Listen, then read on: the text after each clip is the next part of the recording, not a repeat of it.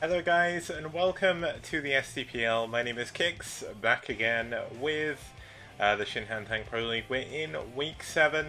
You can see my cat is joining me for the cast today. She's going to be behind me until she wanders off, and that means I'm probably going to have to disappear in a second. But either way, it's all good. We're here. We're going to have one of the most important games of this round as our first one. And I'll get into that more in just a second. Now, a little bit of news on White versus Bull. There was a reason why I didn't cast that on Monday like I was planning to. Bull didn't show up, so White got a 4-0 walkover, which means this game is even more important for NaS here and Red. But let's have a look at, first of all, the maps we're going to be seeing today. Okay, so set 1 is going to be on Neo Electric Circuit, set 2 on Neo Aztec, set 3 Return of the King, set 4 Flight Dreamliner, and set 5 is going to be on Troy if we do make it that far. And now for some reason my OBS has put all my audios in different ways, so that's going to make it a little bit more awkward to change or mute my mic if I ever need to, but that's fine. It's all well and good as we're going to head on to our first series of today, which is going to be, let's actually just have a look, it's going to be NaS versus Red. Now, in case you don't know these two teams, NaS, a very strong North American team, Red, a very strong European team. NaS are 4-1 in their group, that is Group A, and Red are 5-0, so they have completely clean swept the entire tournament so far in round 2. Last round, they didn't quite do as well. They went 3-3, but they've come back here and done an incredible job. Now, NaS actually finished last round on 4-2, and they could finish 4-2 again. Very consistent from them. But the reason why this is so damn important is this is the final week before playoffs. And let's have a look at the overall rankings from Group A. So as you can see, Red sitting comfortably at 5-0. White Clan, after their 4-0 walkover over Bull, as Bull didn't show up, are currently 5-1 with a +11 game difference, and NaS are currently sat at 4-1 with a +8 difference. Now this could go many different ways. If Red lose this game, and they lose horrifically against NaS, they could actually put themselves into contention to leave the playoffs despite doing so well the entire round. White Clan, they don't have another game, so this is their final score. If NaS beat Red with a certain number, I don't want to do the maths on stream. Apparently my cat is meowing like crazy in behind me, but if NaS win really well, they could possibly go ahead of White Clan and may even win the group. It's so damn close to the top of Group A here. And let's have a look at what games we are going to be seeing.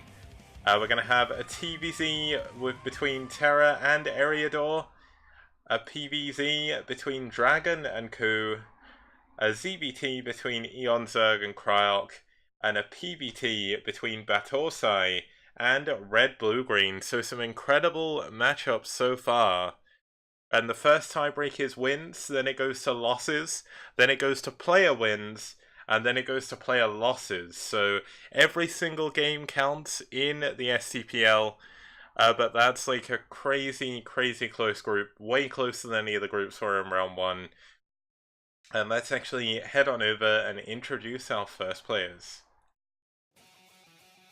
So for NaS, starting here in the left of your screen, we do have the Peruvian powerhouse himself. It's going to be TerrOr. Now, TerrOr's done an incredible job recently in this round, as well as the last round. His stats for the last round are very, very misleading. He was actually on SK Alpha before they disbanded after a little bit of drama, which happened with their clan leader. He did move over to the North American squad, so he is going to be a North American temporarily here when he fights for NaS, of course. Peruvian to South American, but he's currently 5-1 in this round. He's 3-1 against Zerg, so he should be in a fairly good position moving forward, but standing in his way is the lead man himself. He's not played too much in the STPL, But he is a man that anyone who's played Brood War for more than like 3 months will probably know about. He has been playing Brood War probably since the day it came out. I think he actually started in vanilla. It's going to be Liquid Drone, aka Eriador. Now, he is 1 for 0 against his opponents this round. Did go 3 for 1 last round.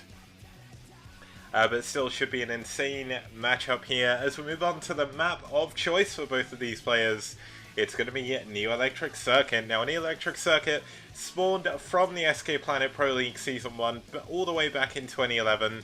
And I say that and I still remember it as if it was yesterday. It's been so long, yet time is a fragile thing. But either way, it should be a cool match here. We're 3 for 2 currently with Terran versus Zerg. So Terra has a slight bit of an advantage moving into the game just based on statistics, but obviously anything can happen. So let's head on over to the game and let's see who is going to win here in our first game between NaS and Red. It's Terra versus Eriador.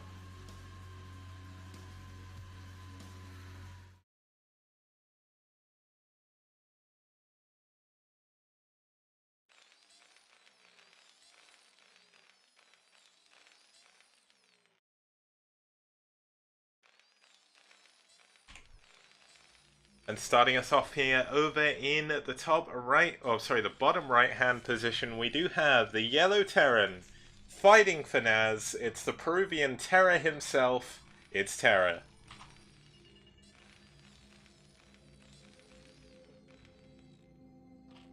And his opponent spawning up here in the top left of your screen is the man himself. It's Liquid Drone, aka Eriador. And he is the Zerg in the 10 o'clock position, fighting in the red for red.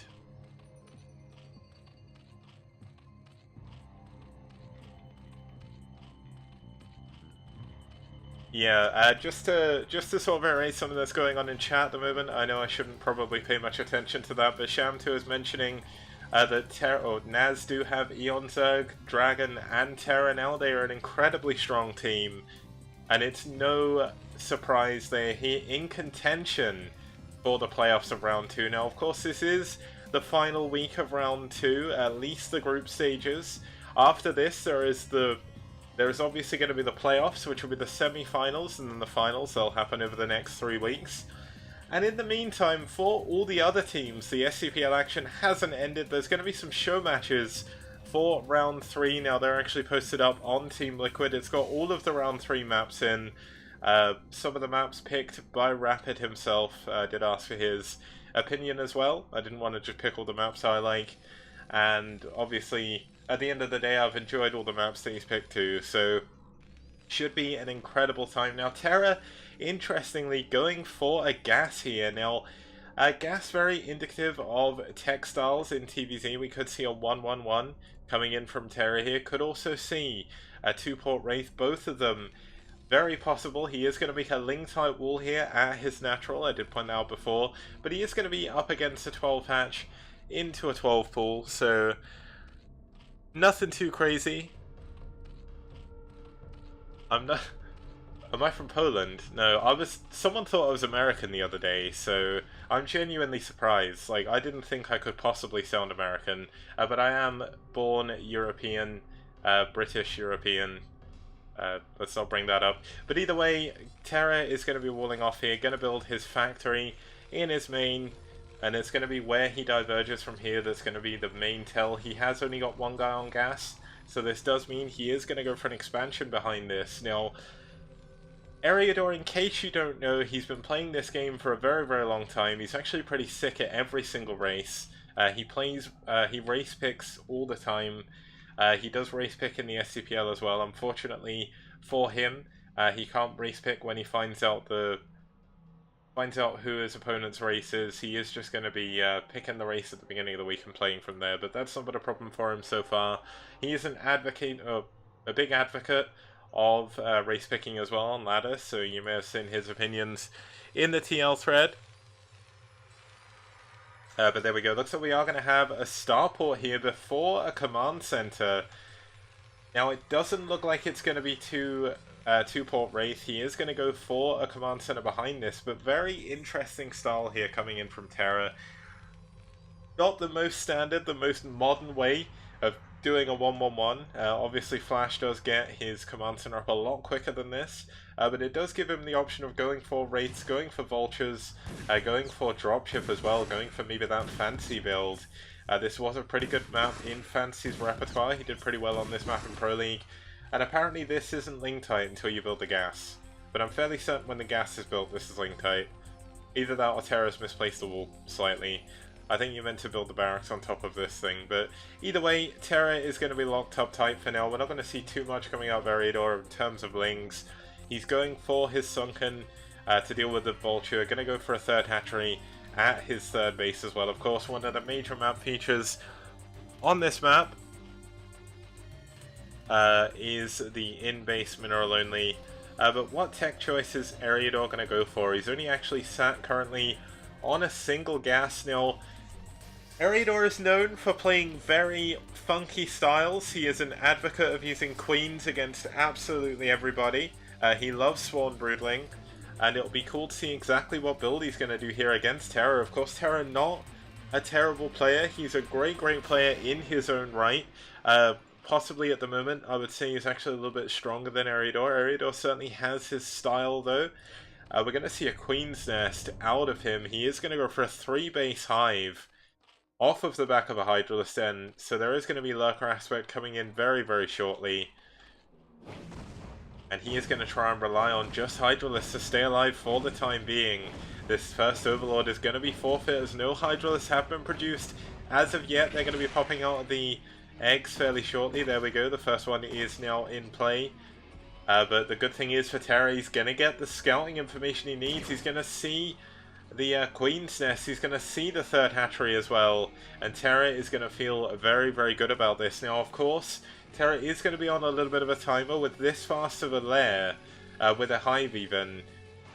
It makes it quite difficult to push with bio. Of course, his bio production's been very delayed. He's not going for mech behind this, he's not getting any mech upgrades. He is going to go for some mines though. Going to be very important for any possible early Ultralisks or anything like that. But using those Vultures, just trying to control a bit of space. Of course, Drone, by going for this fast... Okay, I think it's just going to be fast Queens, because he's still not started the hive. Now, he doesn't have that much gas.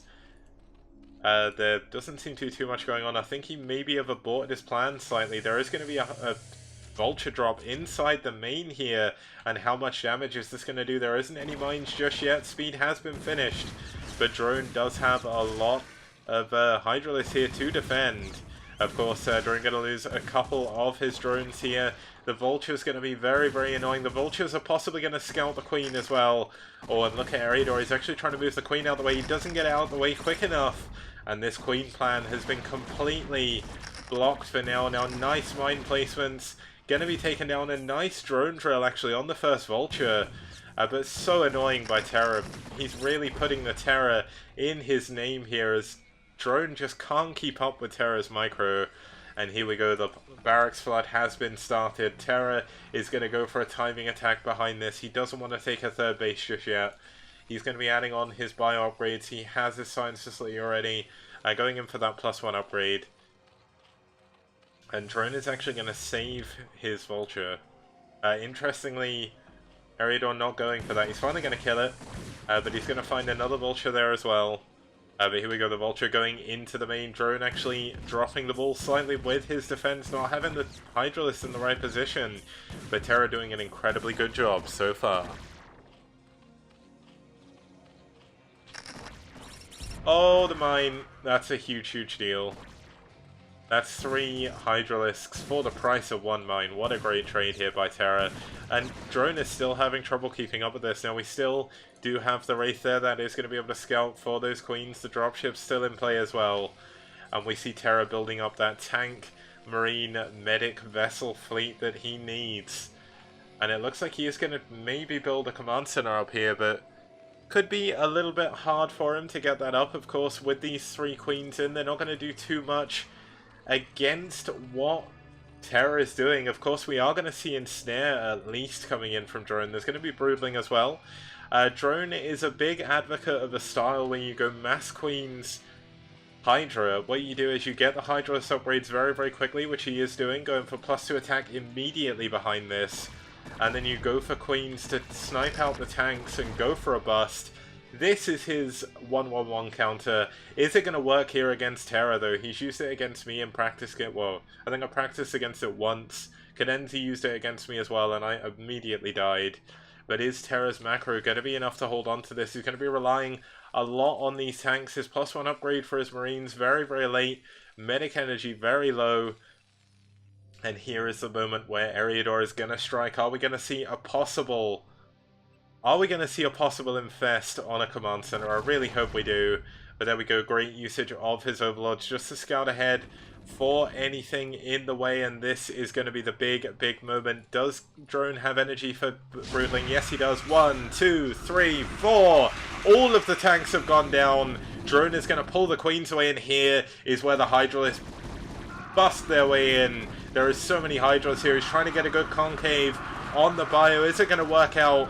Let's find out. Medic Marine is very good against Hydra, and we have a lot of medics here, but Drone doing a pretty good job trying to push through, but there's too much bio. +1 attack finished at the perfect time, and all of the medics gonna keep TerrOr in the game for now. But Drone, of course, does still have his Queens. He's going into a 4th base.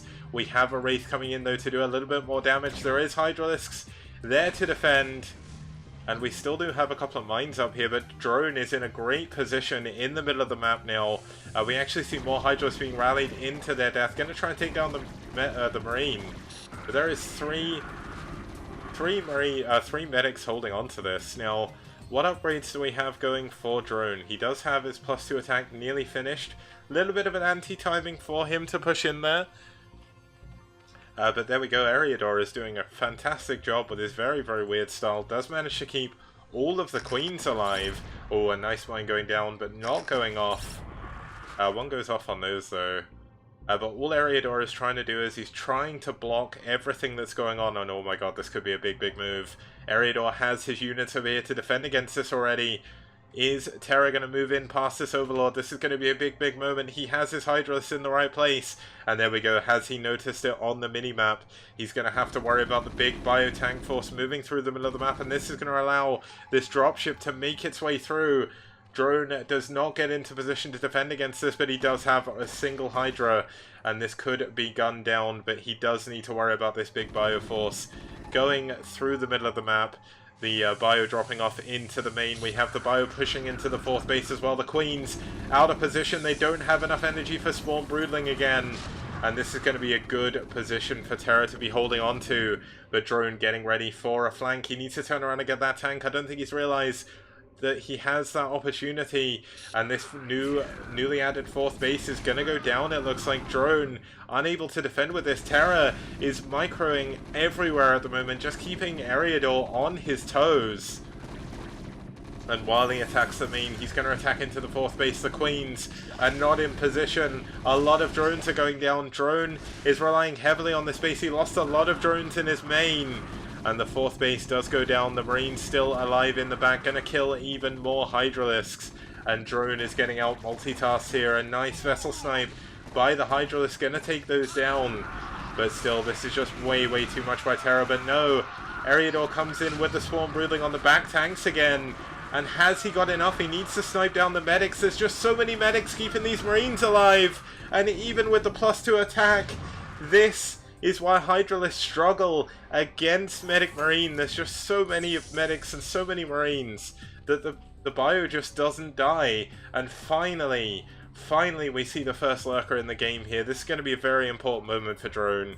But Drone has lost his advantage. He has lost his 4th base. He's going to find it very difficult to expand again. And we have TerrOr on his 3rd base. He's adding up to 9 barracks, I think that is. Yeah, 9 barracks. Only 1 factory at the moment. Gonna add a 2nd engineering bay. Going into +2 attack. Not getting +1 armor. Which, if there is a large swell of lurkers, could actually cause him some problems here. And there we go, there is a lot of lurkers now. Of course, there is going to be... Oh, this is actually a big move.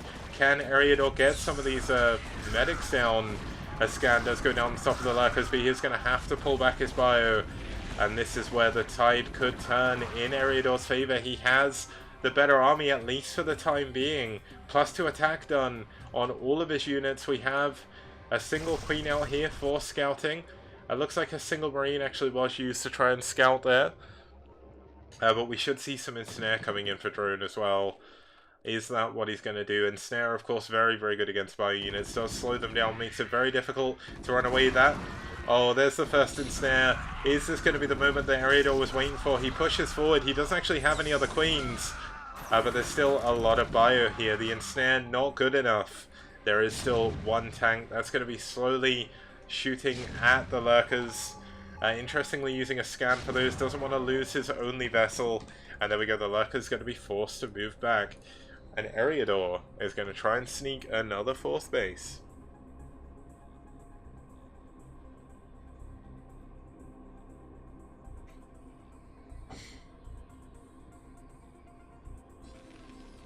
Still no mech upgrades coming in, but that's going to be 3-1 upgrades for Terra's bio.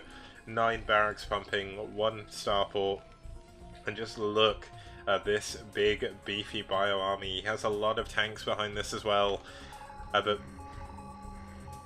does he have a defiler? Yes, he does. He has defiler and consume now. This is going to be a big moment as well. Unfortunately for him, Hydralisk also don't do damage on the swarm, so you can get some weird situations where the bio runs under the swarm, but there is lurkers, of course. And here we go, he needs to get the defiler up there quickly. The lurkers need to fall back. This is going to be such an important moment in this game. A swarm does go down. Is there going to be enough Hydralisks to deal with this? Terra's army is getting decimated. The Hydralisks doing so much, but they're falling out of the swarm now. And they're taking a lot of damage to everything. A lot of the Hydralisks stuck in the back. But is this going to have been enough to actually break through? It looks like it has. Eriador with the 2-0 upgrades pushing back against Terra. Terra's going to lose all of his medics, and that is such a huge moment in this game. Terra is going to have his army reset. Of course, he does have a lot of bio, a lot of marines pumping. But look, he's got no medics. This army is significantly weaker now. And if Eriador can get a good engagement, he might be able to do something. We did have a drop in the main, getting cleaned up by the rallying Hydras. And unfortunately, that's another big loss for Terra. As you find it, that's really weird that Hydralisk is on top of the Defiler Mound. But here we go. The Terran bio, every time it stims now, there's nothing to repair the damage.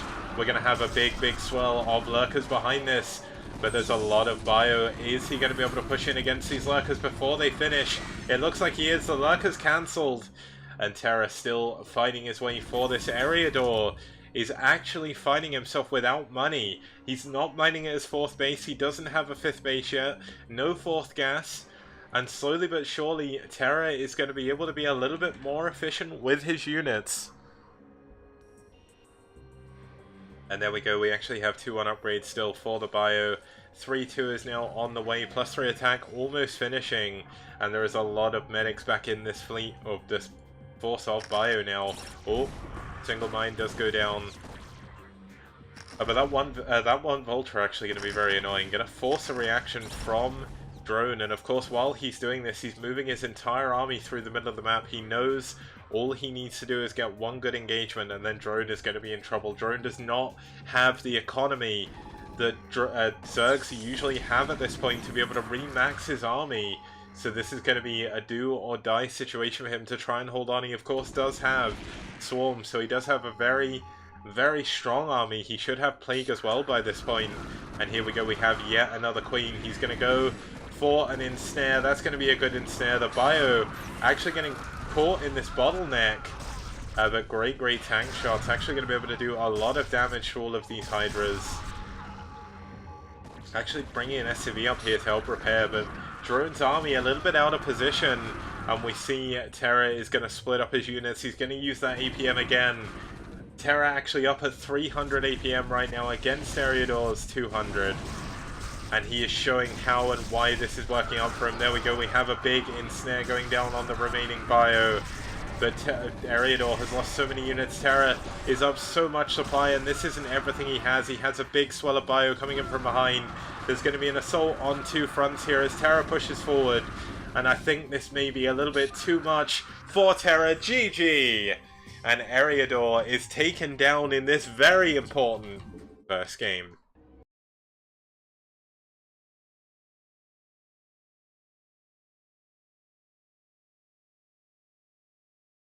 So yeah, that was certainly a really good game to start us off for the evening, and there is another possible 4 games like that in this series, so I'm looking forward to each and every single one of them. And we're going to move on to game 2, so just before we do that, let's head on over to the intro, and I'll be back in just over a minute. See you guys soon.